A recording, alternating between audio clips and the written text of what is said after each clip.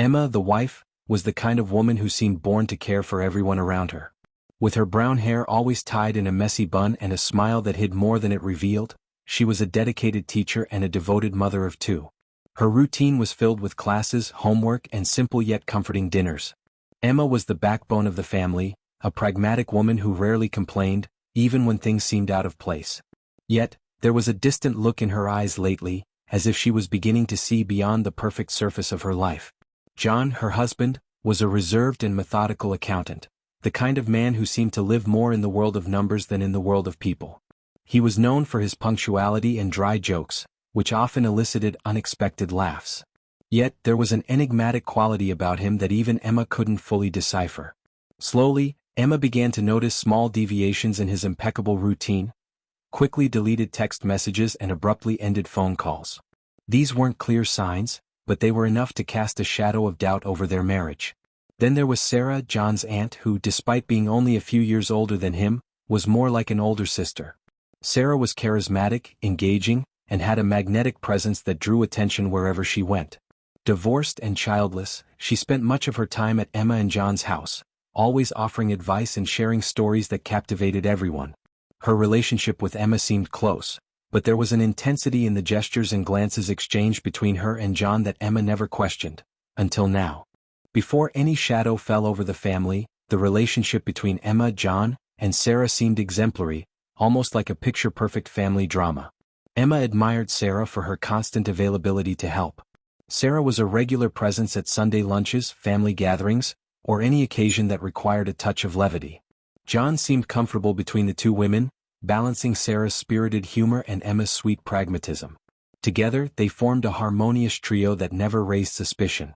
Emma saw Sarah as a trusted friend and an extension of the family. They shared confidences on rainy afternoons on the porch, talking about trivial matters and even exchanging secrets that brought them closer. Sarah was someone Emma trusted implicitly, often entrusting her with picking up the kids from school or helping John with practical matters. Sarah's constant presence was a relief for Emma, who believed she had found an ally and not just a relative by marriage. For John, Sarah was more than an aunt. She was a confidant in the most trivial matters of life. He loved her sharp humor and the way she seemed to understand his jokes, even when others didn't laugh. Their interactions were lighthearted, filled with laughter and small teasing moments that Emma saw as normal. They shared common interests like old movies and 80s music, which made time fly when they were together. All of this created a family dynamic that, to outsiders, seemed solid and genuinely affectionate.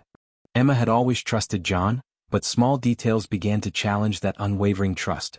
The first sign was subtle. Text messages received late at night, which he quickly deleted, claiming they weren't work-related. Emma wasn't the intrusive type, but John's sudden habit of password protecting his phone and keeping it close, even in the bathroom, planted a seed of doubt.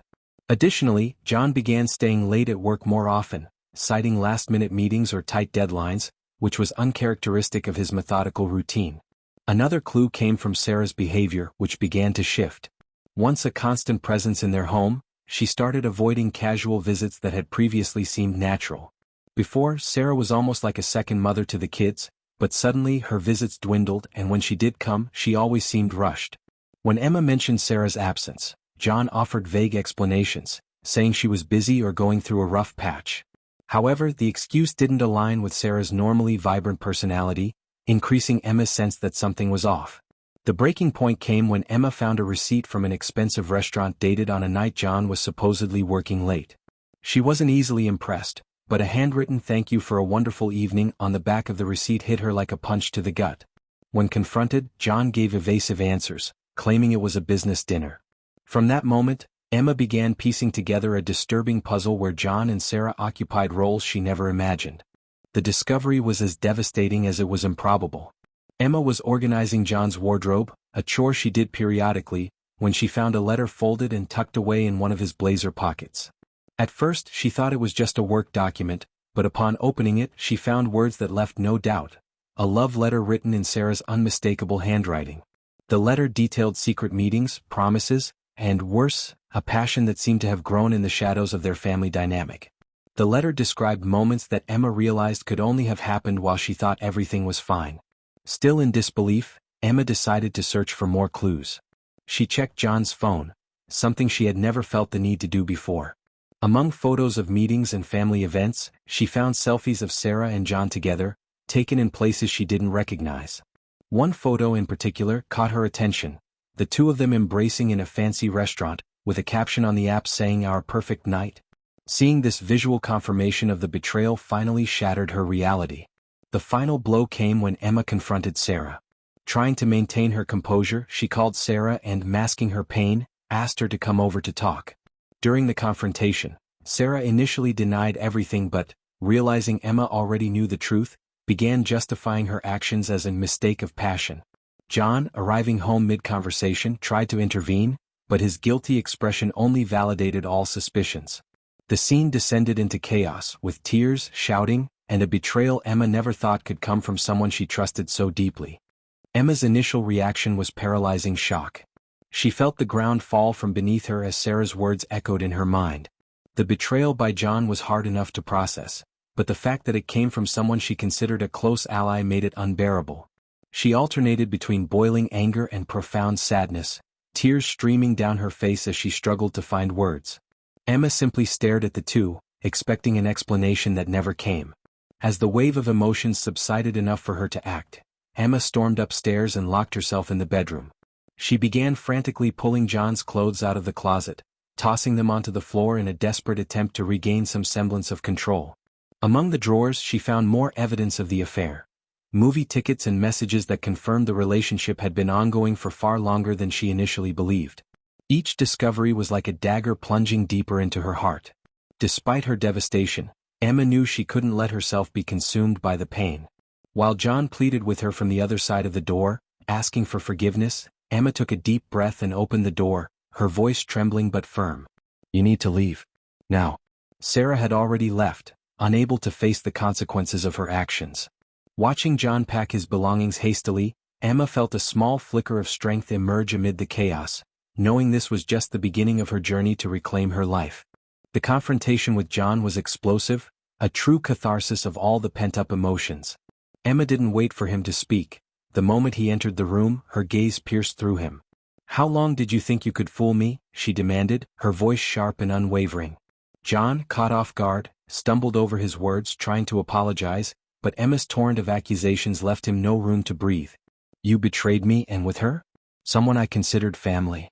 Someone who smiled at our children while hiding this from me?" Each word was a dagger, cutting through John's feeble attempts to justify his actions. Sarah didn't escape unscathed. Emma called her directly, and the conversation was laced with tension from the first word. "You destroyed my family, Sarah. How do you live with yourself?" Emma's voice cracked but carried a weight that silenced Sarah. Initially, Sarah tried to downplay the situation, calling it a mistake born of weakness. "Weakness?" Emma retorted, her anger surging. "You sat at my table, played with my kids, and acted like you cared about us. This wasn't weakness, it was betrayal." Sarah's defenses crumbled, and she ended the call abruptly, unable to face the full scope of what she had done. The climax of the confrontation came when Emma, exhausted but resolute, drew a line.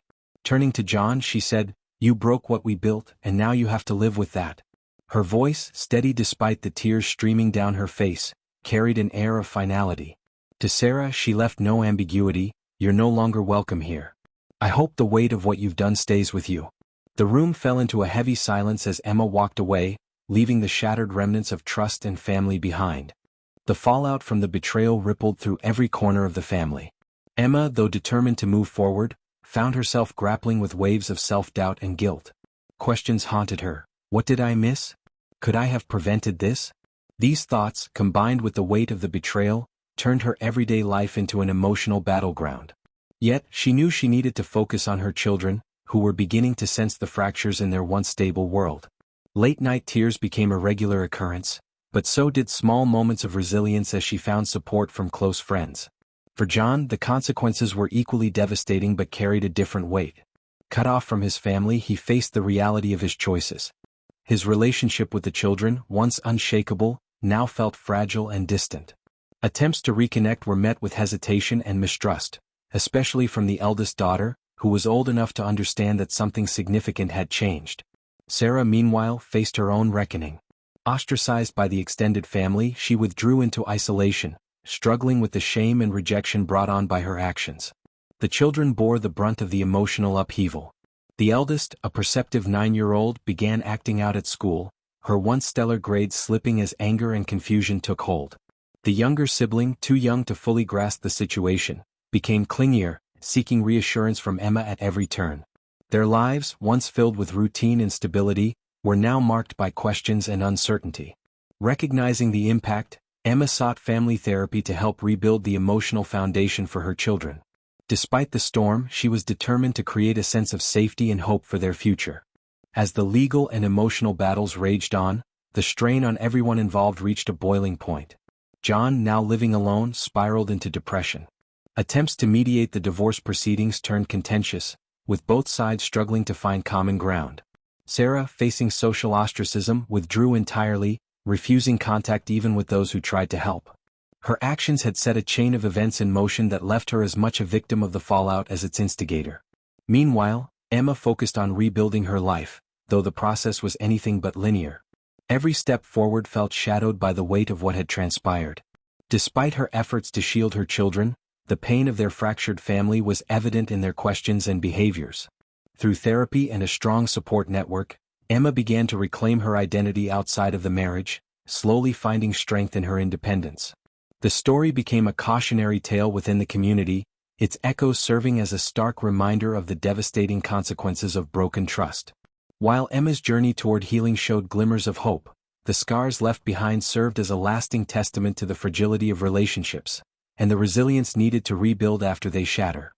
Months after the dust had settled, Emma began to reflect on the lessons her painful journey had taught her.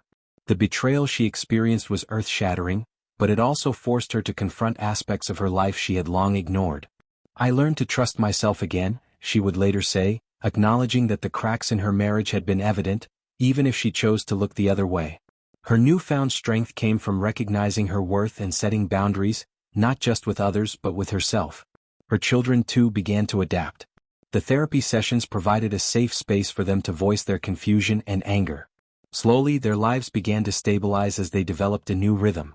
Emma found joy in small victories, her daughter excelling in art class, her youngest laughing at a bedtime story.